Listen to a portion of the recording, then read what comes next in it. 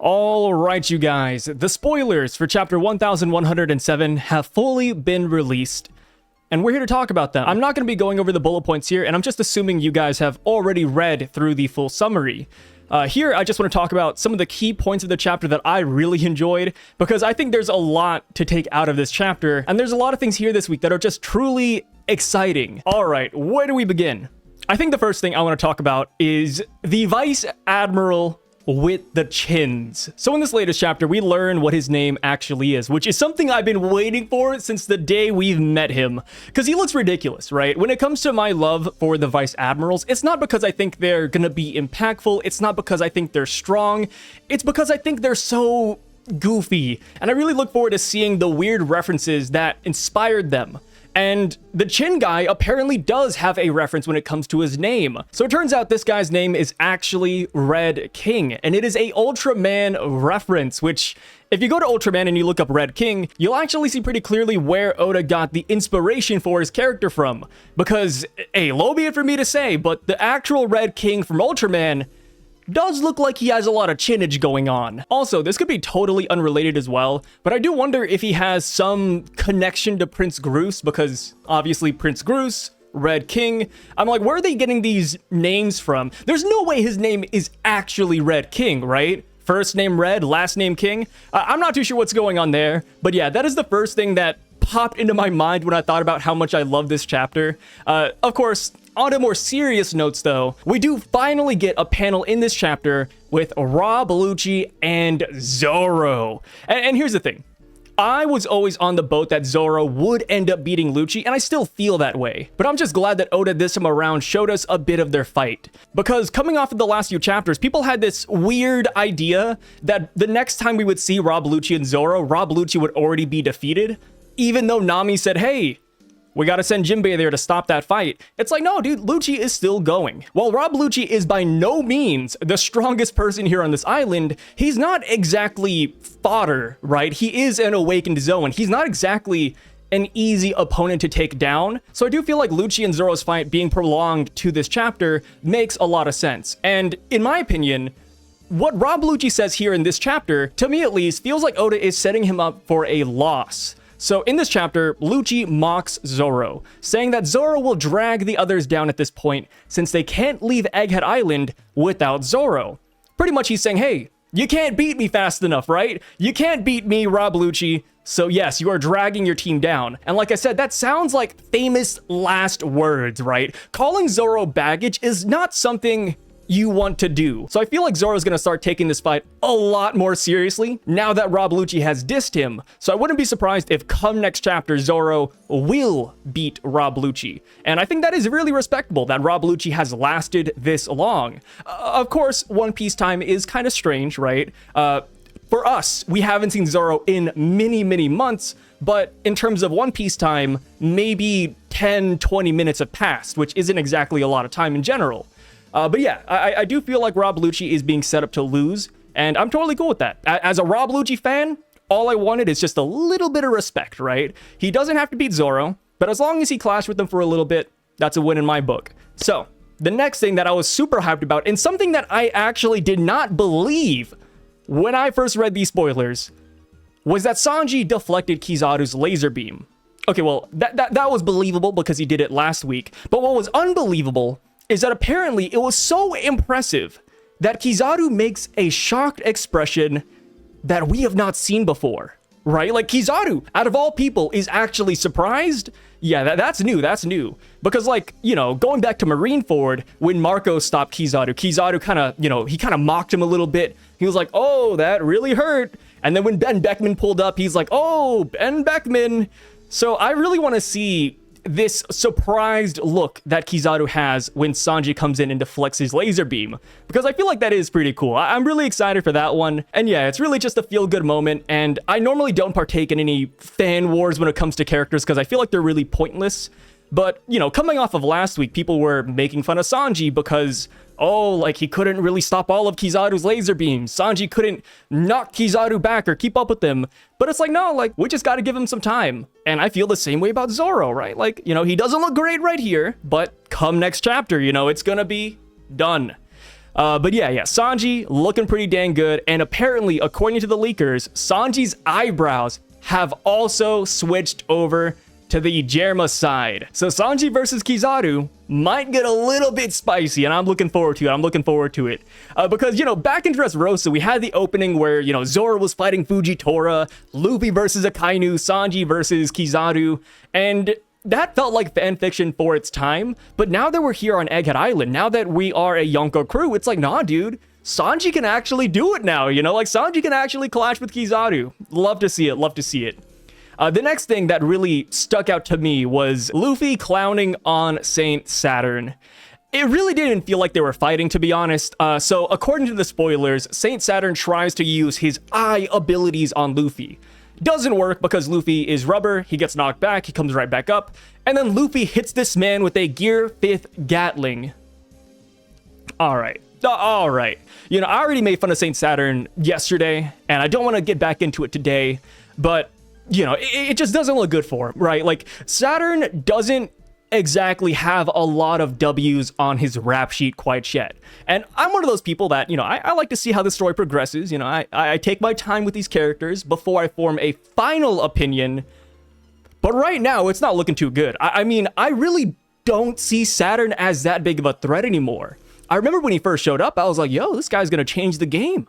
We're about to be introduced to a brand new power system. And then he's just been very underwhelming. Somebody kind of marked it up, but the only thing he's really done thus far was stab Vegapunk, which is not hard. Vegapunk, like I said, not a fighter.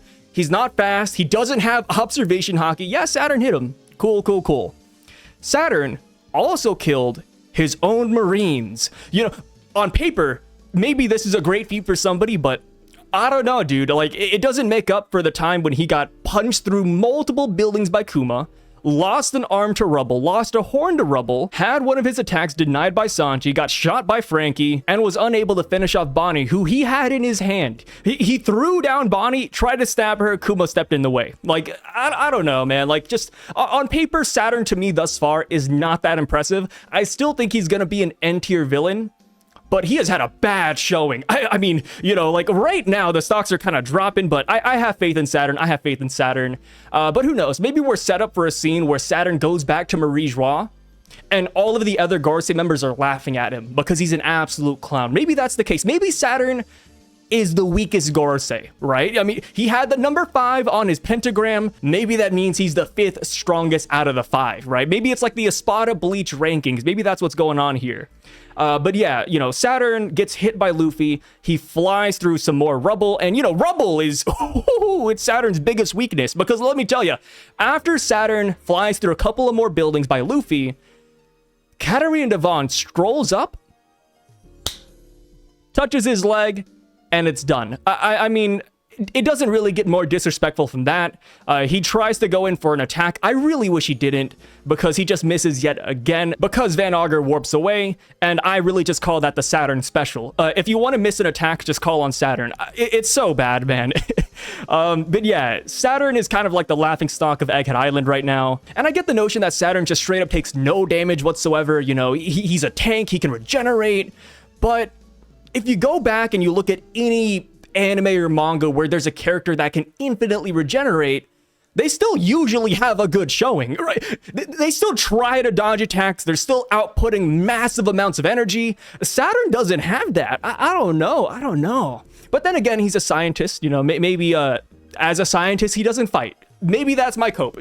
Saturn is a scientist. It's whatever. So Saturn mockery aside, the part of the chapter that really got me, though, like, I feel like this chapter was honestly good all the way through. Like, there's not a bad segment here, but something that really caught me, and it cleared up the video I made yesterday as well, but it turns out that man that Caribou has been referring to this entire time is indeed Blackbeard. Based on the wording from yesterday's spoilers, I didn't exactly get that notion wrapped down 100%, but in these spoilers, in the final spoilers, it all makes sense. Yes, that man this entire time has been Blackbeard. The only qualm is that Caribou, up until this point, has not actually met the man. He has just been admiring him from a distance. Caribou is about to hand Blackbeard the ancient weapons on a silver platter. Honestly, Blackbeard might as well have the ancient weapons in my opinion. Because when you think about it, I mean, what does Blackbeard actually have to do to get Pluton, to get Shirahoshi? He just has to teleport himself with Van Augur to Fishman Island. He has to beat the Mermaid Trio, which is no difficulty, might I add. I mean, I don't know, dude. When I look at the people on Fishman Island, I don't exactly see strong fighters. So yeah, Blackbeard, he might as well have Shirahoshi.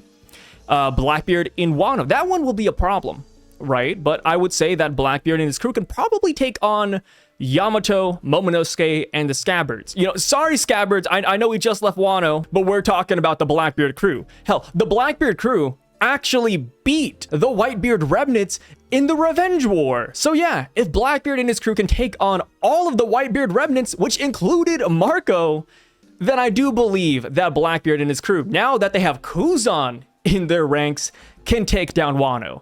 So yeah, this is getting pretty crazy, man. I love that Caribou is getting time in the spotlight. I know that feels kind of icky to say, right? Oh, Caribou.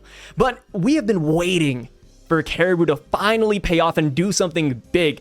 Honestly, now that I think about it, but Caribou's been a thing since Fishman Island. That's like chapter 500. Let me see. I need to look this up now. One Piece, Fishman Island chapters. Is it that like the 500s? Yeah. Oh no, it's 600. It's 600. Yo, it's still crazy. We've known Caribou. We knew that Caribou was cooking for over 500 chapters, and we're finally seeing the payoff now, man. I love it. I love it. And I'm not gonna lie, but I hope next chapter, not the whole chapter, but like just a small portion, but I really hope we do get some Caribou backstory, as gross as that sounds. Because dude, if Blackbeard inspired Caribou to become a pirate, I want to see why. Like what did Blackbeard do that made a young Caribou stop, look in the mirror, and say, I want to be like him. That guy is my idol. Like what happened? Like, is it because Caribou had a grudge against Whitebeard and then Blackbeard killed him? Does he like how dirty pirates are? Which I guess could be a thing, right? Because Caribou is known for being a marine killer. That could be it. That could be it. Maybe because Blackbeard is such a menace that Caribou looks up to him, but I don't know. I really do like that Caribou plays this weird parallel to Bartolomeo, and how Bartolomeo loves Luffy and looks up to Luffy, and now Blackbeard has his version of Bartolomeo with Caribou. What I'm about to suggest right now is going to be a hell of a stretch, but I really wonder how deep Oda's going to go in on the parallels, right? Luffy and Blackbeard's crew almost have the same number of characters on each side. The only difference is that Blackbeard's crew has Kuzan, the former admiral. So I do wonder if Luffy will get an admiral tier ally. At first I was thinking it could be Kizaru, but it really does look like Kizaru wants to go down with the ship right now. So I don't know if he's a legitimate option anymore, but I don't know. I feel like we need one more heavy hitter so that we can be perfectly equal to Blackbeard. But yeah, hey, that is just what I have to say. Hopefully you guys enjoyed this video. Please let me know what you guys think about this chapter down below. I would love to hear any and all opinions. Did you like this chapter? Did you hate it? What was your favorite part? What was your least favorite part? I would love to hear all the details down there. And with that being said, hey, thank you guys so much for stopping by and hearing me ramble about the chapter. I'll catch you guys later. Oh yeah, well, one more thing. I should hold a poll about this, but the chapter's not out yet, so I don't want to spoil. But let me know if you think Vegapunk's gonna live or die. Because when I first read these spoilers, and when Vegapunk said if he gets moved right now that he will die, I'm like, I don't know, like, on one hand, I feel like he should die, but on the opposite end, it's like, if he's conscious about his own status, then maybe he has a way to fix it. He's the world's smartest man. If he doesn't have a way to cure himself, I would be a little bit shocked. And plus, we do have to remember that there are cameras all over the Fabrio phase. I mean, hell, Usopp managed to see the giants off the coast. So I would be shocked if Chopper was not in the know about Vegapunk's fatal status right here. So hopefully Chopper comes by, or maybe Vegapunk can teleport himself up to Chopper, or I don't know. But yeah, let me know what you guys think down below. I'll catch you guys later. Signing out.